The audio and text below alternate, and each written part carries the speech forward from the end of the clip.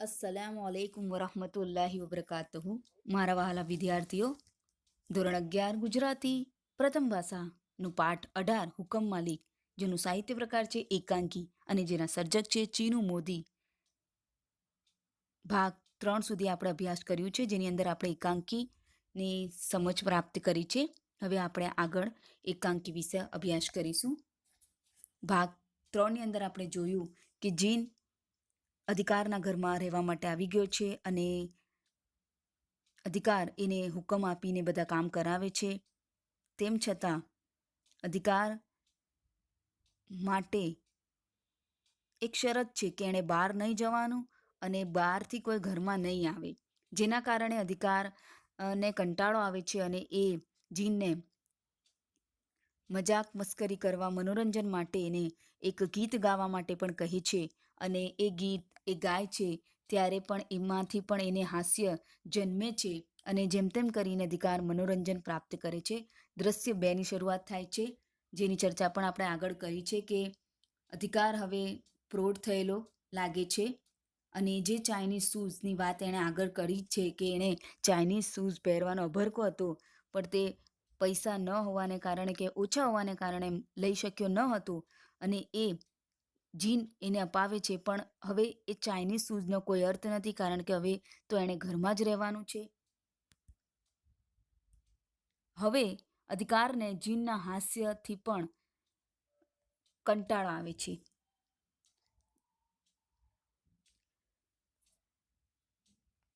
જીન હુકમ માલિક, અધિકાર ધ્રુજતા ધ્રુજતા, ભાઈ આટલું મોટેથી શું કામ હસે છે?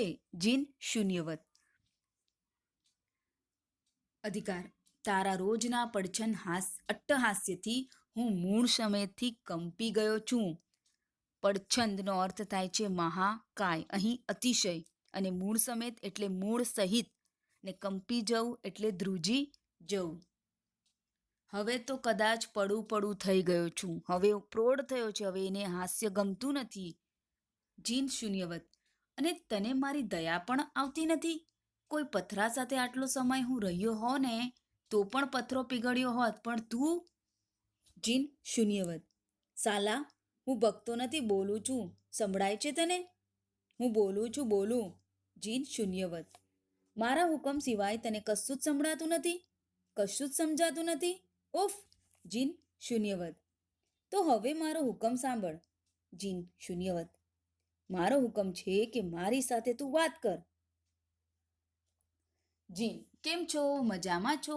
શું ચાલે છે હમણાં? આજકાલ હવામાન બહુ ખરાબ છે નહીં? પણ શું થાય? ચાલો આવજો, tata, bye bye, good night. જીન સહેજ ફરી પાછો સન્મુખ થઈ ચૂપચાપ ઊભો રહી જાય છે, જાણે કે કોઈ મશીનને આપણે ઓર્ડર આપીએ, હુકમ આપીએ ને મશીન આપણને એ જ વસ્તુ વારંવાર સંભળાવે, તેવી રીતે જીન પણ એની સાથે વાત કરે છે. અધિકાર, આમ બનાવટી રીતે નહીં, સહેજ સારી રીતે, હૃદયના ભાવથી, પ્લીઝ મારી સાથે તું સરસ રીતે, ઉમળકાથી એટલે વહાલ, હેતના ઉભરાથી તું વાત કર.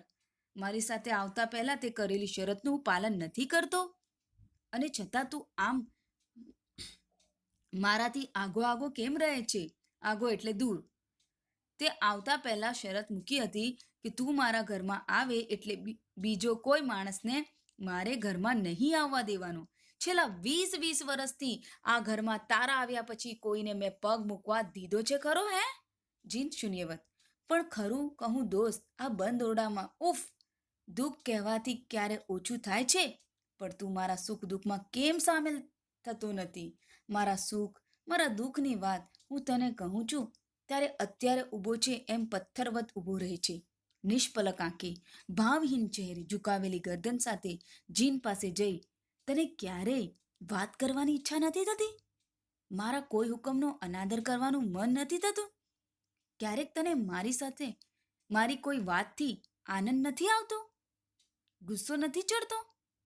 હું અને તું આ આવડા મોટા બંધ ઓરડામાં એકલા છીએ વર્ષોથી, તને એનો કંટાળો નથી આવતો?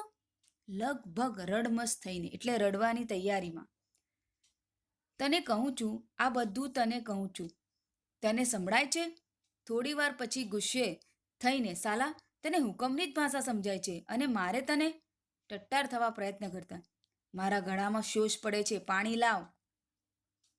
જીન જેવો હુકમ માલિક. જીન અટ્ટહાસ સાથે અદૃશ્ય થઈ પાણીના પ્યાલા સાથે પાછો આવતા ફરી અટ્ટહાસ કરે છે. ધ્રુજતા હાથે અધિકારી પાણીનો પ્યાલો લે છે. યંત્રવત પાણી પી જઈ જીનને પ્યાલો પાછો આપે છે. જીન પ્યાલો લઈ ઊભો રહે છે. અધિકાર પ્યાલો અંદર મૂકી આવ. અટ્ટહાસ સાથે જીન પ્યાલો મૂકી પાછો આવતા પુનઃ અટ્ટહાસ્ય કરે છે. અધિકારી પાસે આવી ગરદન ઝુકાવી ઊભો રહે છે. અધિકાર તું કેમ પાછો આવ્યો? જા. જીન જવા માંડે છે એટલે ઊભો રહે. જીન ઊભો રહી જાય છે. આજે મારે તારું કામ છે. સાદું સીધું નહીં, મોટું કામ છે.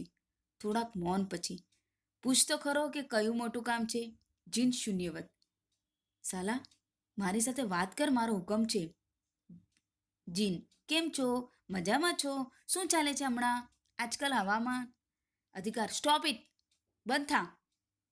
જીન બોલતા બંધ થઈ જાય છે. એટલે તું મારી સાથે આમ જ વર્તવાનો હોય તો હું આજે આ બંધ બારણું ખોલી કોઈને પણ ઘરમાં બોલાવીશ, એની સાથે વાત કરીશ. સાલું 20 વર્ષથી કોઈએ મારી સાથે ઉમળકાથી વાત નથી કરી. એ તે કેમ ચાલે? દોડીને બંધ બારણું ખોલી નાખે છે. બારણે જઈ અધિકાર બચ્ચું અહીં આવતો, અહીં આવતો. 8 વર્ષનો નાનો છોકરો બારણા બહાર આવી ઊભો રહે છે. આવ બેટા આવ, અંદર આવ, તને ચોકલેટ આપું.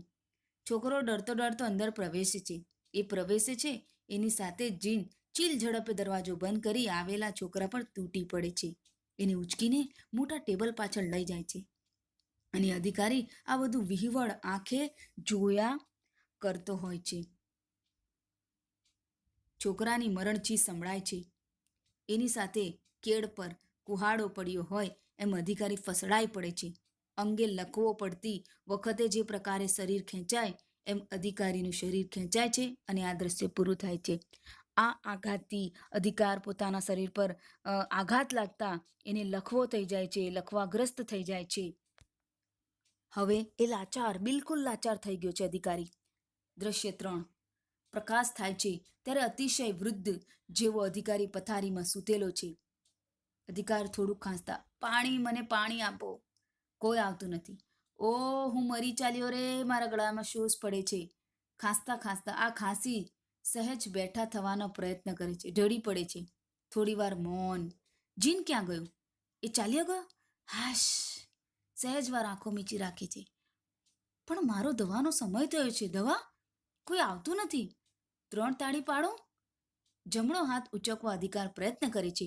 હાથ ઉચકાતો નથી. હાથ પડી જાય છે. અરે રે, મને આ રોગ ક્યાં લાગ્યો? લકો ક્યાંથી પડ્યો? મારું આખું જમણું અંગ જલાઈ ગયું છે. પણ ના, નહીં. પાણી? જનૂન સાથે સમગ્ર શક્તિથી ડાબો હાથ ઉચકે છે અને અટકી જાય છે. ના ના, આ ત્રીજી તાળી પાડીશ તો પેલો હાજર થશે, હુકમ માંગશે. નહીં, મારે એનાથી છૂટવું છે, કોઈ રીતે છૂટવું છે.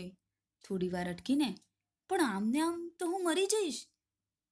અડધા અંગે લકવો પડ્યો છે ને દવા વગર, પાણી વગર. પણ કાંઈ નહીં, આ જીન મારે ન જોઈએ. આ કોણ મને ત્રીજી તાળી પાડવા મજબૂર કરે છે? કોણ? કોણ છે? મારા ડાબા હાથને કોણ જમણા હાથ તરફ ધકેલે છે? કોણ છે એ? કોણ છે? નથી મારે તાળી પાડવી. ત્રીજી તાળી નથી જ પાડવી. પણ ઓહ, આખા દ્રશ્યમાં અહીં આપણે જો આ એકાંકીને ભજવીએ તો અધિકારનો ટેપ કરેલો અવાજ જ રજૂ કરવો. અધિકારી ડાબા હાથને રોકવા સખત મહેનત કરતો હોય છે અને છતાં ડાબો હાથ જમણા હાથ ભણી નમતો જાય છે, અટકાવે છે. આથી અધિકારી પરસેવે રેબઝેબ થઈ જાય છે. આ સંઘર્ષમાં અધિકાર હાંફી જાય છે, થાકી જાય છે અને અતિશય સ્ટ્રેનને કારણે મૃત્યુ પામે છે. અને મૃત્યુ પામતાની સાથે જ ડાબો હાથ જમણા હાથ પર આવી પડે છે અને ત્રીજી તાળી વાગે છે. એની સાથે જ ટેબલ પાછળથી અટ્ટહાસ્ય સાથે જીન બહાર આવી મરેલા અધિકારી પાસે માથું ઝુકાવી ઊભો રહે છે. હુકમ માલિક. અને આ શબ્દોના પડઘાઓ સાથે પડદો પડે છે. આ એકાંકીમાં અંતમાં છેક સુધી આદેશ આપનાર અધિકારીની હાર અને સતત યંત્રવત હુકમ ઝીલનાર જીનની જીત થાય છે. એ દ્રષ્ટિએ સાચો અધિકારી જીન છે એની પ્રતીતિ થાય છે. આમ છેક સુધી આદેશ આપનાર અધિકારીની હાર અને સતત યંત્રવત હુકમ ઝીલનાર જીનની જીત થાય છે. એ દ્રષ્ટિએ આપણે જો જોવા જઈએ તો હુકમ માલિક શીર્ષક યથાર્થ છે.